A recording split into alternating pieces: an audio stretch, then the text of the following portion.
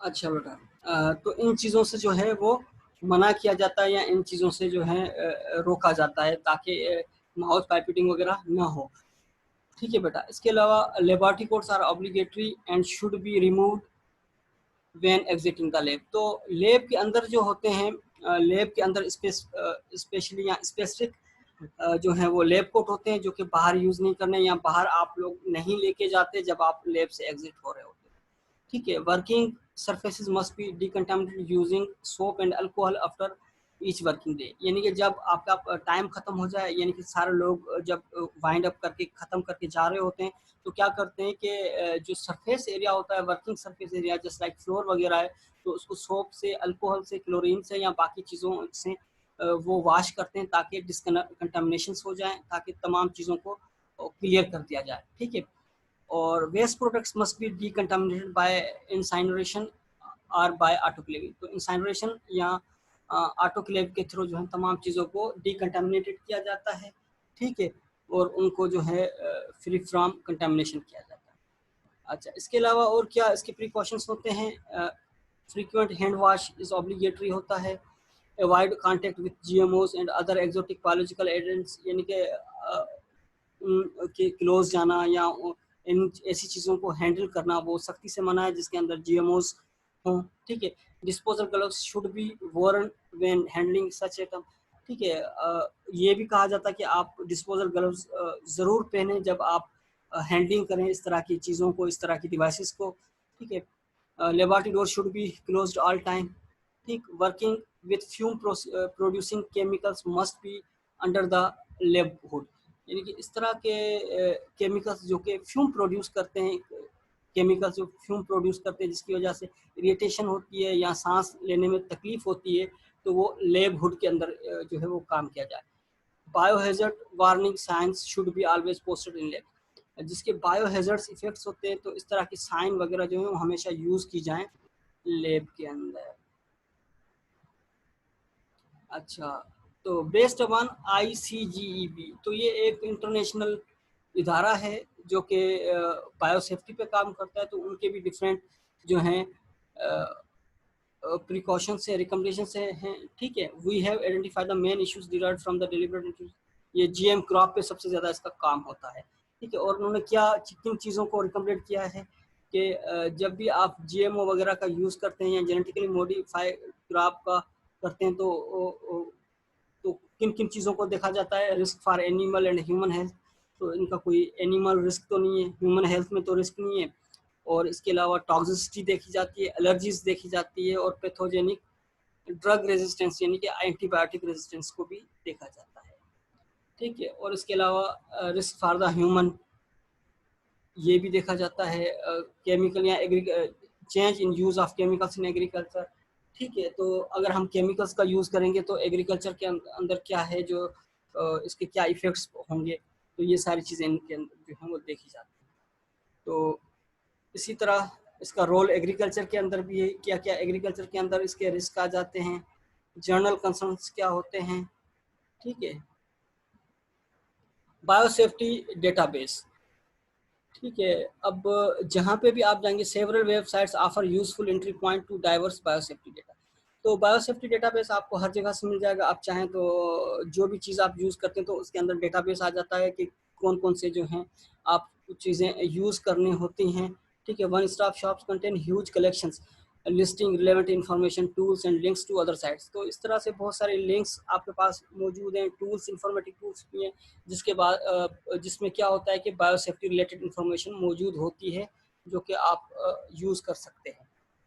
ठीक है, अच्छा, इसके बाद कुछ जो है यूनाइटेड नेशंस के इदारे हैं जो कि बायोसेफ्टी पे काम करते हैं या आपको बताते हैं। यूनाइटेड नेशंस बहुत सारी लैंग्वेजेस के अंदर इन चीज़ों को डिफ़ाइन किया है।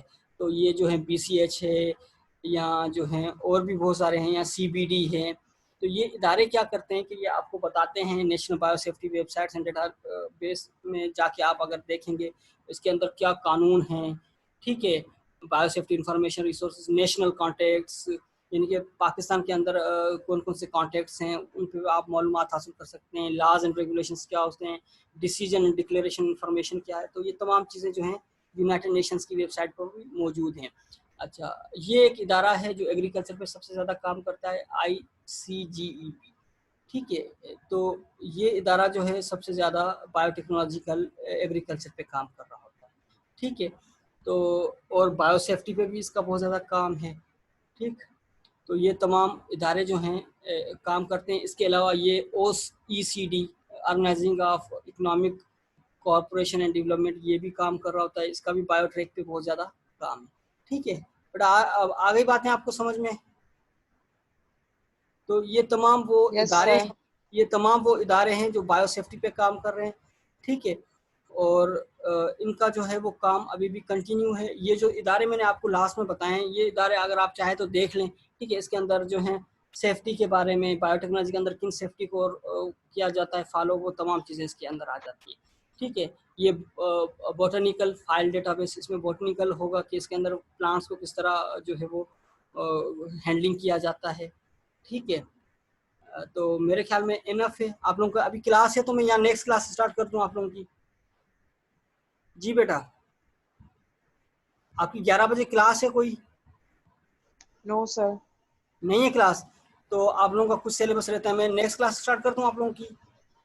ये टॉपिक ओके सर। हो गया। सर एक बात पूछ रही है। जी बेटा।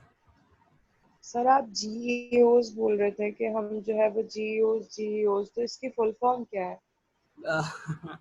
अब मैं किस तरह आपको बताऊं? मैंने पूरी जब हिस्ट्री बता दी तो आपने लास्ट में ये पूछा GEOs क्या है। बेटा मैं आप लोगों को पहले ही बता चुका था, कोई भी आपको अगर चीज़ समझ में ना आए तो आप विदाउट एनी कंफ्यूजन, विदाउट आप यानी कि हेजिटेशन, बगैर डरे आप लोग पूछ सकते हैं। मैं आप लोगों को ना डांटने वाला हूँ, ना आप लोगों को कुछ मैं इस तरह बोलूँगा कि आप लोगों को बुरा लगे। ठीक है, ये आप लोगों का बेसिक राइट होता है स्टूडेंट्स का कि वो पूछ सकते हैं टीचर को किसी टाइम भी।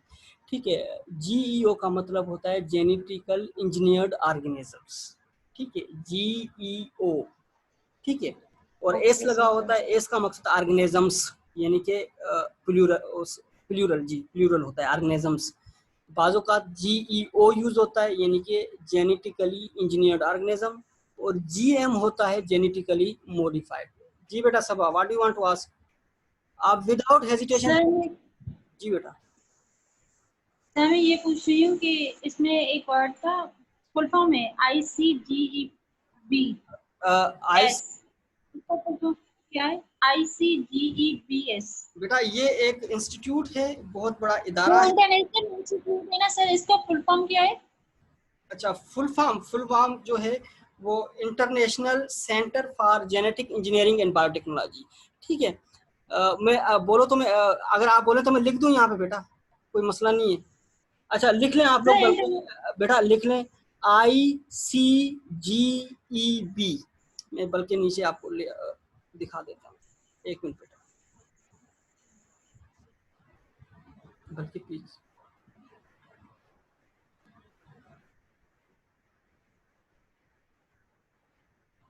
बेटा आप इसकी बात कर रही हैं आई थिंक, ICGEB। ठीक है, ICGEB जो है एक वर्ल्ड वाइड के तौर पर एक बहुत बड़ा इदारा है।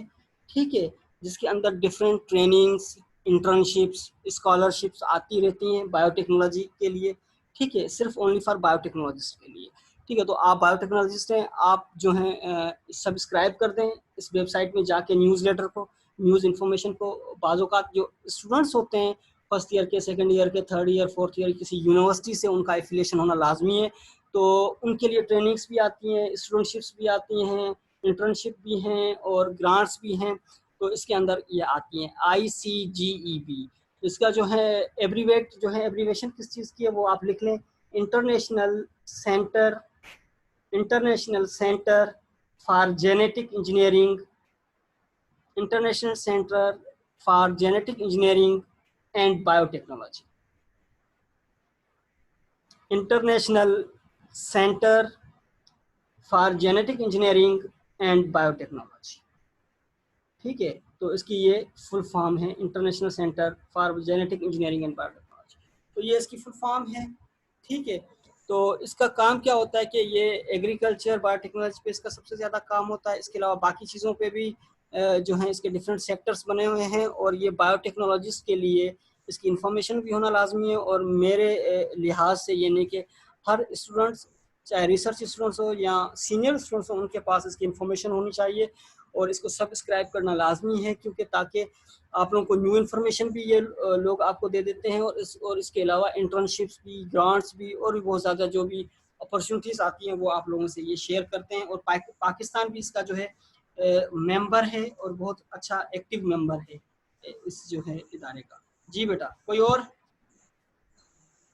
सर मैं ये पूछ रही हूँ कि हमने आज बायोसेफ्टी पढ़ी है, तो इसको हम एग्जाम्स के से रिलेटेड हम लोग किस तरह से कर सकते हैं, बेटा तो आप मैं बता दें। आप लोगों को पूछ सकता हूँ कि हाउ कैन यू एक्सप्लेन या एक्सप्लेन द बायो सेफ्टी या explain the safety in biotechnology. तो आप लोग क्या करेंगे कि पहले तो सेफ्टी या बायोसेफ्टी के बारे में बताएंगे, फिजिकल कंटामिनेंट्स, केमिकल कंटामिनेंट्स क्या होते हैं और किस तरह आप लोग इसको डिस्कार्ड करते हैं, जिसके अंदर मैंने आपको एयर फिल्ट्रेशन है और जो है ऑटोक्लेव है या इंसाइनरेशन है या इस तरह की जो चीज़ें बताई हैं वो आप बताएंगे। और इसके अलावा ये 4 लेब्स जो हैं इसके बारे में आप मुझे बताएंगे। इसके बारे में आप बताएंगे कि लेब्स का क्या जो है स्टैंडर्ड्स होते हैं और जो हैं किस तरह ये लैब वर्क करती हैं और उनके लिए क्या क्या चीज़ें रिस्ट्रिक्शंस होती हैं और कौन कौन से जो हैं ऑर्गेनिज्म पे काम किया जाता है, जिस पे मैंने आपको एग्जांपल्स बताई हैं। ठीक है बेटा, तो ये इस तरह का क्वेश्चन आएगा। और कोई? सर मैं ये पूछ रही हूँ कि आप लैब नंबर 4 रिपीट कर देंगे सर, वो सिग्नल्स का इशू हो गया था बीच में। क्या चीज़? सर लैब 4 जो है ना, 1 2 3 लैब 4 को मैं दोबारा इसको डिस्क्राइब कर दूं।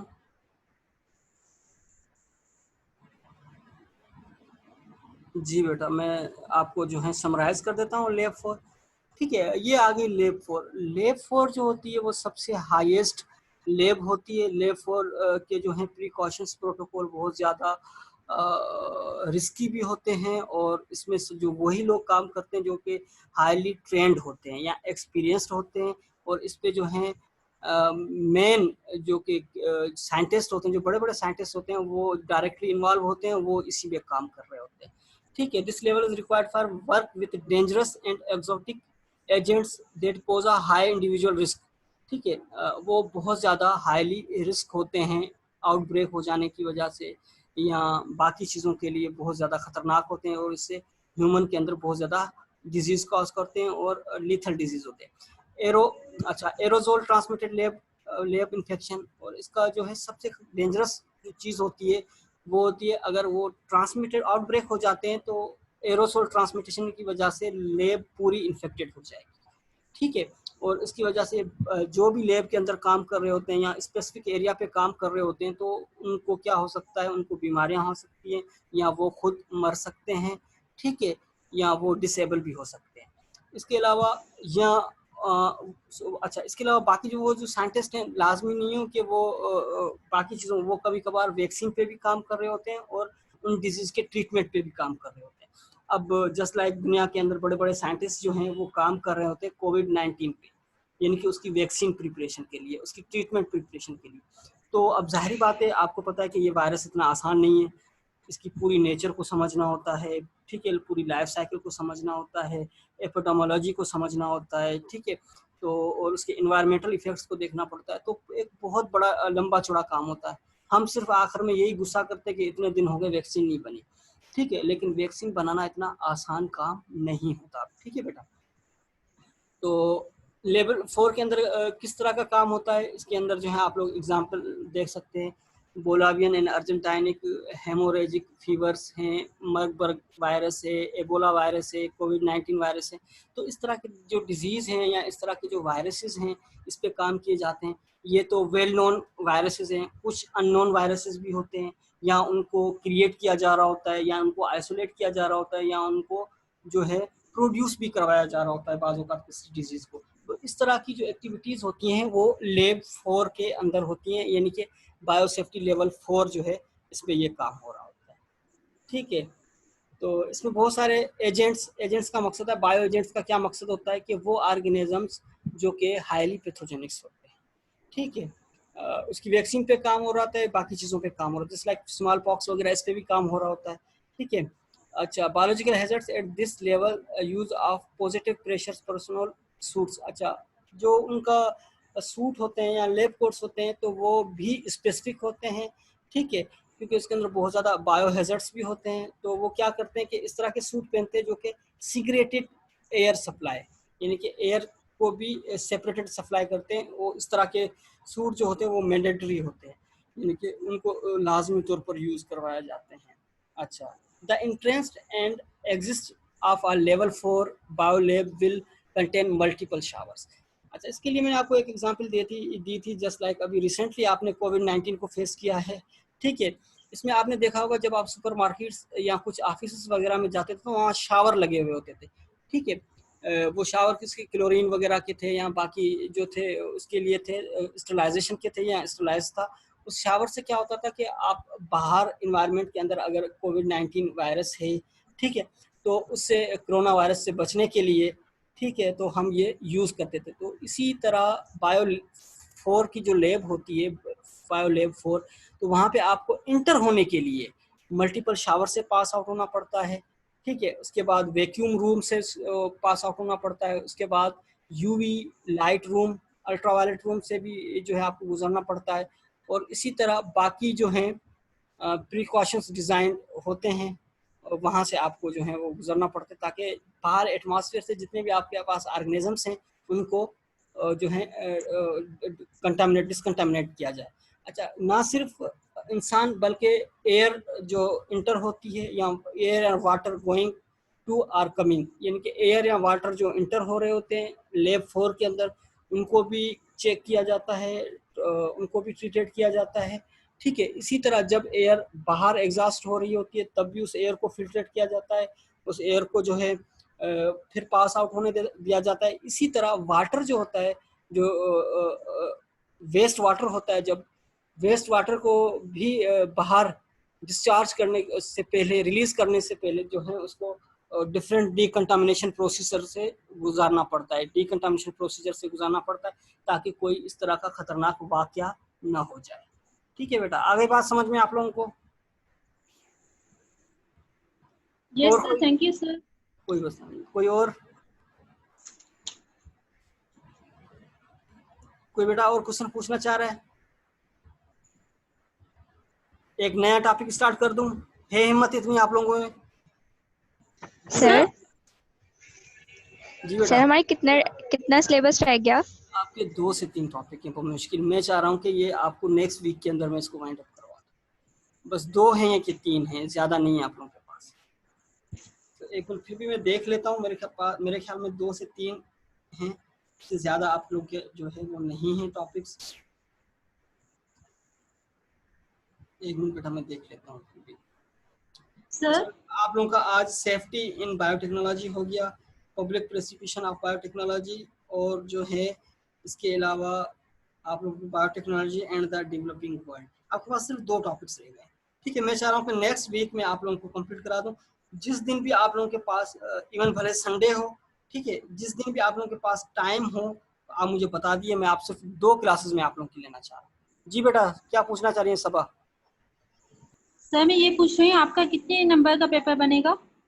तो बेटा वो हम डिसाइड कर लेंगे, मैं मैडम से डिसाइड कर लूँगा, कोई मसला नहीं है। मेरे ख्याल में मैंने आपको 7-8 टॉपिक पढ़ाए हैं, ठीक है। तो इस हिसाब से मैं कर लूँगा, वो मैडम से पूछ के मैं आप लोगों को बता भी दूंगा, कोई मसला नहीं है, कोई इशू नहीं, ठीक है बेटा। Okay sir, thank you sir. अच्छा बेटा, 2 क्लासेस हैं। अब आप लोग बाद में इसको अरेंज करेंगे या एक क्लास में आज ले लूँ बाकी एक क्लास रह जाएगी, जिस तरह आप लोग बेटा डिसाइड करें। सर आप अभी कंटिन्यू कर लें। सर बाद में ले लेगा। आज ना सर लें? बाद में लेना, हमारी 1 बजे भी क्लास है। अच्छा अच्छा, चलें, इट्स ओके, फिर मैं आज नहीं लेता। लेकिन आप लोग जो हैं जिस दिन फ्री हो मुझे बता दीजिएगा, नेक्स्ट वीक के अंदर मुझे ये दोनों क्लासेस खत्म करनी। इवन अगर संडे को भी आप लोग फ्री हो तो मुझे बता दीजिएगा, क्योंकि मैं नेक्स्ट वीक के बाद आप लोग जो हैं बिल्कुल फ्री हो जाएंगे, ठीक है बेटा। तो आप लोग ओके सर, संडे को रख लेंगे। टाइम दे दीजिएगा, ठीक है बेटा। Thank you so much. ठीक है सर, और कोई? Thank you sir. ओके बेटा, थैंक यू बेटा, अल्लाह हाफिज। अल्लाह हाफिज।